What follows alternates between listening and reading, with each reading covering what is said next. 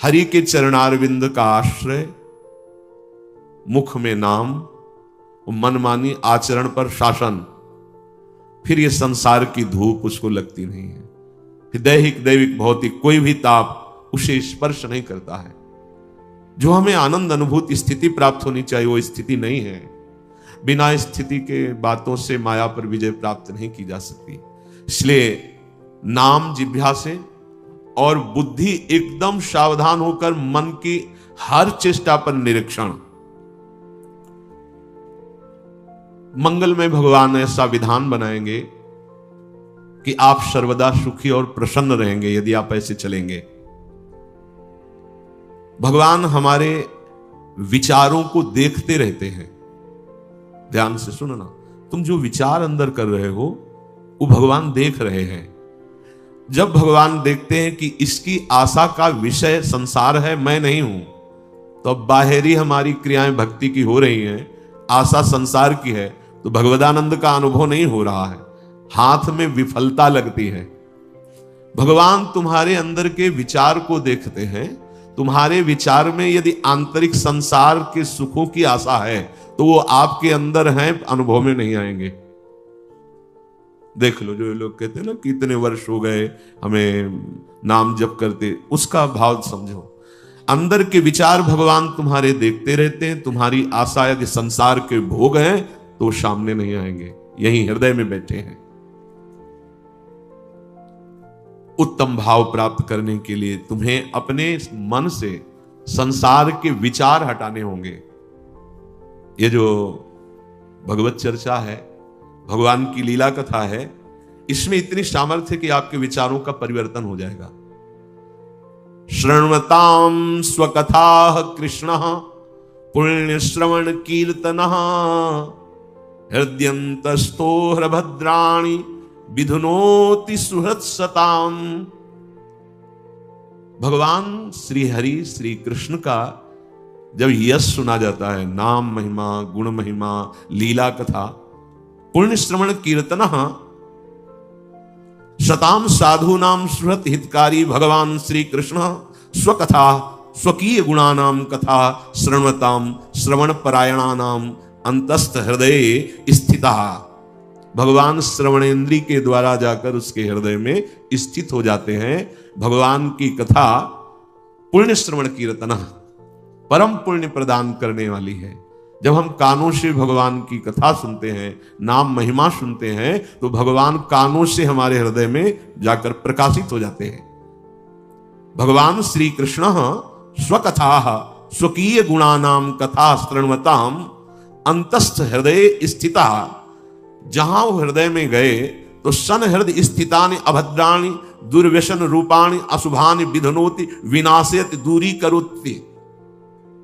भगवान श्री कृष्ण कथा सुनने वालों के हृदय में श्रवणेन्द्री के द्वारा जाते हैं और सब व्यसन, सब दुर्वासना, सब पाप कर्म जो हुए उनका नाश कर देते हैं। हृदय स्थितानि अभद्राणि दुर्व्यसन रूपाणि अशुभानि विधनोति विनाशयति। केवल कथा सुनने मात्र से हमारे विचारों का परिवर्तन। बहुत सुंदर बात, भगवान सदैव आपके विचार देखते हैं अंदर के। जब आपके विचार संसार के भोगों के होते हैं, संसार की आशा होती है, तो वो आपके सामने प्रकट नहीं होते हैं। बहुत समय साधन करते हुए भी प्रकट नहीं। तो अंदर के विचारों का परिवर्तन कैसे हो? तो बोले कानों से खूब भगवान की कथा सुनो। प्रभु की नाम महिमा, रूप महिमा, लीला, धाम, गुण, ये सुनोगे तो श्रवणेन्द्री से भगवान हृदय में जाएंगे और भगवान हृदय में जाकर सारे व्यसन, अशुभ, पाप, इन सब को नष्ट कर देते हैं। जो अभद्राणि हैं, दुर्व्यसन रूपाणि हैं, अशुभानि हैं, वो विधनोति विनाशयति, हृदय को निर्मल कर देते, अर्थात हृदय के विचार अब भगवत स्वरूप होने लगते हैं। पिबन्ति ये भगवत आत्मनः सताम कथामृतम श्रवण पुटेषु संभृतम पुनन्ति ते विषय विदूषिताशयम् ब्रजन्ति तच्चरण सरोरुहान्तिकम्। ये जना सताम भक्तानां मुखात्, जो जन सदैव भक्तों के मुख से भगवता श्री कृष्ण कथामृतम कथा सुधम श्रवण पुटेषु, जो जन भगवान के प्रेमी भक्तों के मुख से भगवान की महिमा चर्चा सुनते रहते हैं तो ते विषय दूषित आशयम, विषय ही विशेषण दूषितम मलिनीकृतम, अर्थात जो मन हमारा सदैव विषय चिंतन करते हुए मलिन हो गया था, जहां हम भगवान के प्रेमी भक्तों के मुख से चर्चा सुनी तो भगवान उसके हृदय की वासनाएं नष्ट कर देते हैं। कथा का बहुत बड़ा प्रभाव है। धुंधकारी ने कोई और साधना नहीं की थी, केवल 7 दिन एकाग्र चित्त होकर श्रीमद् भागवत की कथा सुनी तो पार्षद स्वरूप होकर के विमान में बैठकर गोकर्ण जी के सामने भगवत धाम को गया। रत्नावती जी ने और कोई साधना नहीं की थी, केवल भगवत चर्चा सुनी। प्रभाव से उनको नाभाजी महाराज ने भक्त भूप कहा है। ऐसा त्याग महारानी होते हुए, सम्माननीय होते हुए मुंडन करा के बैठ गई संतों की सभा में, कोई भय नहीं। भगवत कथा विषय वासनाओं से मलिन अंतःकरण को बहुत जल्दी शुद्ध करती है और हरि के चरण कमलों का अनुभव होने लगता है कि प्रभु के श्री चरणारविंद हृदय में विराजमान है। धर्मः स्वनुष्ठितः पुंसाम विश्वक्षेन कथासु यः नोत्पादयेद यदि रतिम श्रम एव हि केवलम। यदि आप बहुत से सब साधन करते हैं और भगवान की कथा सुनने में, सत्संग सुनने में आपकी रुचि नहीं है, तो यहां कह रहे हैं कि मानो आपको जितने भी साधन धर्मानुष्ठान किया उसका कोई फल नहीं मिला। आप बड़े अच्छी साधना कर रहे हैं, ये तो अनुभव की भी बात है। एकांत में साधन करते हुए साधक में बहुत से ऐसे दोष होते हैं जिनको नहीं त्याग कर पाता, वो सत्संग से ही दूर होते हैं। जब सत्संग में हम बैठते हैं तो सत्संग मानो दर्पण की तरह हमें दिखाता है कि हमारे अंदर कौन कौन से दोष हैं, और फिर त्याग करने की युक्तियां भी सत्संग से ही प्राप्त होती है। इसीलिए सिद्ध महापुरुष भी, जिनकी जड़ चेतन ग्रंथि का भेदन हो गया है, आत्मा राम है, वो भी भगवत चर्चा करते और सुनते रहते हैं।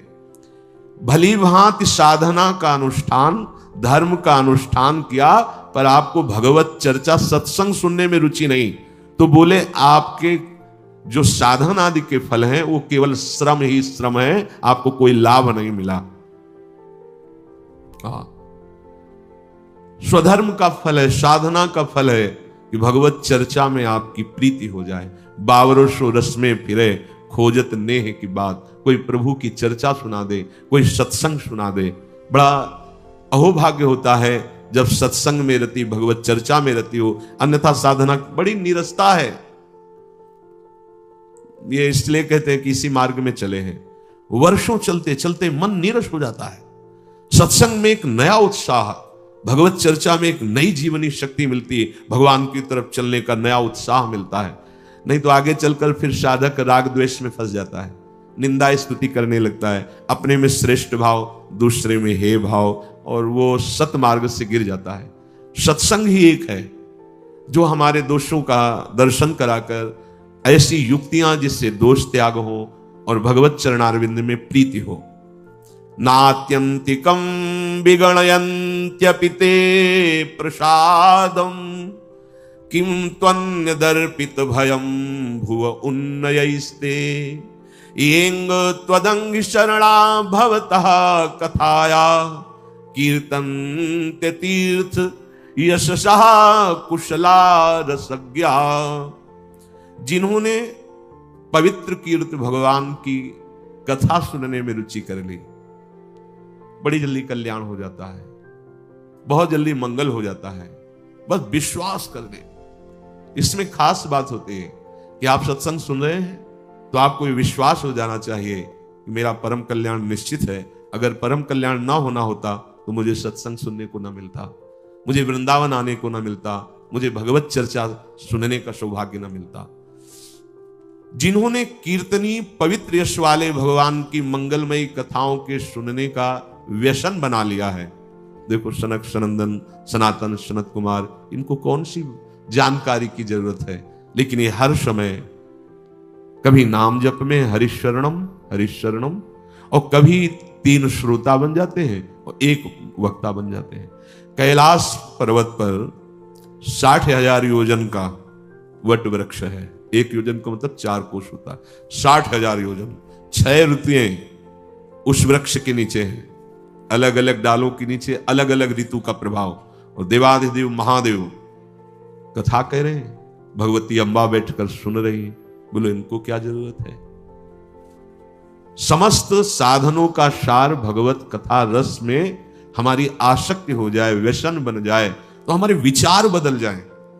कभी एकांत में बैठकर भागवत का स्वाध्याय, भगवान के जो भागवत में 10वें स्कंद की लीलाएं हैं उनका रसास्वादन, निकुंज लीला रस में प्रवेश पाना तो बहुत ऊंची बात है। जैसे श्रीमद चतुराशी जी, 42 लीला, केलीमाल जी, महावाणी जी, ये अद्भुत रस है। अगर वहां प्रवेश नहीं हो रहा तो आप 5 अध्याय भागवत के उठाइए, 10वें स्कंद के, और भगवान की लीलाओं के पढ़िए।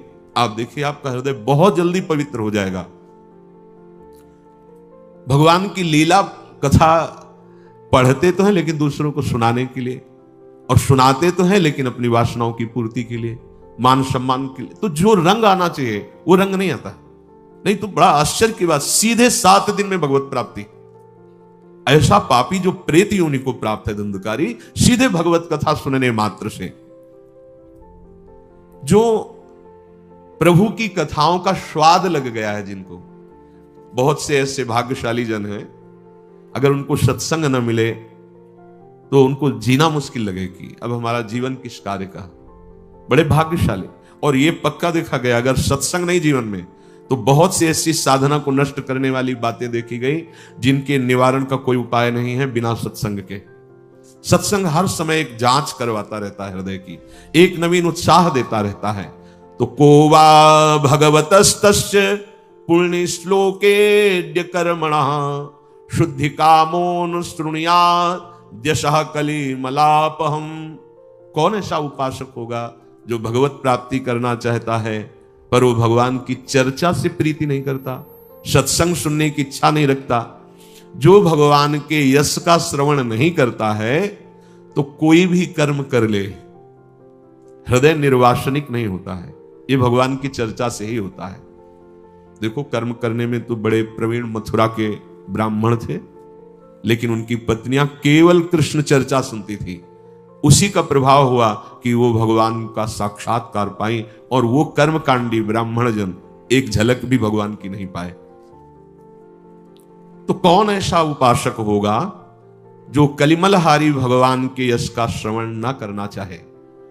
भगवान के यश का जो ही शब्द हमारे कानों में पहुंचता है तो प्रविष्टा कर्ण रंध्रेण स्वानाम भाव सरोरुहम धुनोति समलम कृष्ण सलिलस्य यथा शरद। प्रभु श्री कृष्ण की महिमा, हरि नाम की महिमा जब हमारे कानों में पड़ती है तो जैसे बड़े बड़े तीर्थों का उगाहन, यज्ञ, शास्त्र स्वाध्याय, दान पुण्य, इनसे हृदय पवित्र होने की भावना होती, पाप नष्ट होने। तो उनमें इतनी सामर्थ्य नहीं जितने सत्संग के शब्द पवित्र करते हैं।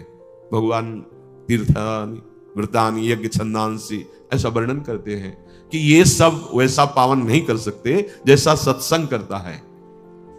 कानों में जब शब्द पहुंचते हैं भगवान की महिमा के, तो जैसे शरद ऋतु जल के मैल को दूर कर देती है, वैसे मन का मैल सत्संग के शब्दों से दूर हो जाता है। तो हम कानों से भगवान की चर्चा सुनेंगे तो हमारे हृदय के जो विचार हैं वो पवित्र हो जाएंगे। जब तक हृदय के विचार पवित्र नहीं होते तो हृदय में रहते हुए भी प्रभु अनुभव में नहीं आते, आनंद का अनुभव नहीं होता। तो तुम नित्य सच्चिदानंद भगवान के नाम का जप और उनकी चर्चा और हृदय उनको समर्पित, 3 बातें यहां कह रहे हैं। हृदय का समर्पण अर्थात एकमात्र भरोसा प्रिया प्रीतम का। कानों से चर्चा सुनने का नशा बनाओ। जब 4 साधक बैठो तो भगवत चर्चा करो, बहुत लाभ मिलेगा। भगवान भी कहते हैं बोधयंता परस्परम कथयंति च माम नित्यम तुष्यंति च रमन्ति च। परस्पर बैठकर भगवत चर्चा करने से बहुत जल्दी भगवत प्रीति जागृत होती है। उपासक इसमें असावधान रहता है। जब वहां 4 साधक बैठते हैं तो प्रपंच की वार्ता होती, खान पान, एक दूसरे के गुण अवगुणों की नहीं करनी चाहिए। प्रभु की चर्चा करो या मौन होकर के नाम जप करो, वाणी को मौन रखो। अपनी शक्ति का नाश करते रहते हैं हम लोग। अगर हम वाणी से केवल भगवत चर्चा करें तो वाणी का वेग शमन हो जाएगा, शांत हो जाएगा। नेत्रों से उचित दर्शन करें भगवत भाव, नेत्रों का वेग शांत हो जाएगा। जबान जो बोलना और स्वाद लेना, दो इंद्रिय है इसमें, अगर हम केवल भगवत प्रसाद पाएं तो इस स्वाद की वेग वृत्ति शांत हो जाएगी। केवल वाणी से भगवत चर्चा, भगवान नाम, तो वाणी का वेग शमन हो जाएगा। और जब हमारे विचार पवित्र हो जाएंगे तो जनेंद्रिय का वेग शांत हो जाएगा। ये वेग शांत करने की युक्तियां हैं। बड़ा सामर्थ्य आ जाती है हर इंद्री में जब आप उससे भगवत समर्पित व्यतीत करते हैं। अब हम जब मनाया खा लिया, जो मनाया देख लिया, जो मनाया बोल दिया, जो मनाया सुन लिया, यही हमारी दुर्दशा का कारण है। इसी से हमारे हृदय में भगवदानंद की स्फूर्ति नहीं हो रही। उपासक को यहां बहुत सावधानी की बातें हैं। कुछ उपासक जन प्रभु श्री कृष्ण के श्रृंगार रस का अधिकार ना होने पर, बाह्य श्रृंगार करने वाला कभी श्रृंगार रस का अधिकारी होता ही नहीं है, ये ध्यान दीजिएगा। बाह्य श्रृंगार, शरीर प्रियता, रोज गाल चिकने करो, उसके ऊपर ट्यूब लगाओ और इसके बाद जो है ये सब करके तुम सोचो श्री कृष्ण को रिझा लेंगे। बाह्य श्रृंगार करने वाला नहीं, ये तो अवधूतों का मार्ग है, परमहंसों का मार्ग है, जो देह भाव से ऊंचे उठे हुए महापुरुष हैं। तो यहां कह रहे कि उपासक को इस उपासना के मार्ग में जो महामाधुर्य रस, श्रृंगार रस कहा गया है, इसमें जैसे जैसे आगे बढ़ना होता है वैसे वैसे शरीर से उदासीनता बढ़ाई जाती है। बाहरी श्रृंगार कोई गोपी नहीं है कि आपको ये सब, बिल्कुल नहीं। अगर ऐसा है तो भगवान को साक्षी करके देख लो, तुम्हारी भोग विलासता बढ़ रही है, तुम्हारी इंद्रियजन्य भोग विलासता बढ़ रही है। और ऐसे लोगों को नरक की प्राप्ति होती है जो भगवान के श्रृंगार रस की आड़ में अपनी काम वासना की पूर्ति का खेल खेलते हैं। बहुत होश में हो जाए, ये परमहंसों का रस है। गोपीजन ये सब महान ऋषि हैं, वेद की ऋचाएं हैं, कोई स्त्री नहीं है, आत्मस्वरूप गोपी है। परम त्यागमयी वृत्ति, कहीं स्वसुख वांछा लेस मात्र नहीं, देह भाव, वो स्थिति। तो इस मार्ग में चलने वाले उपासक को ऐसे महापुरुष, ऐसे संत जन, ऐसे महाभागवत जन का अनुकरण करना चाहिए जो प्रिया प्रीतम के प्रति संपूर्ण समर्पित चित्त होकर निर्वासनिक हो गए हैं। नहीं तो काम के द्वारा ठगे जाते हैं, शब्द लिखा है, नहीं तो वो काम के द्वारा ठगे जाते हैं। रास का मतलब ब्रह्मानंद से भी ऊपर उठा हुआ महारस है। जो ब्रह्मानंद को प्रदान करने वाले भगवान शंकर हैं, वो जहां गोपी रूप धारण करके रास का रसास्वादन करना चाहते हैं, उस रास को कैसे शब्दों से संबोधन किया जाता है, बहुत सावधान। ये महाप्रेम का एकांतिक रस, श्रृंगार रस, माधुर्य रस, परमहंसों का रस है। हम उनके बच्चे हैं, उनके मार्ग में चल रहे हैं, तो इस बात को समझना होगा। शारीरिक श्रृंगार करने वाला श्रृंगार रस का कभी अधिकारी नहीं हो सकता।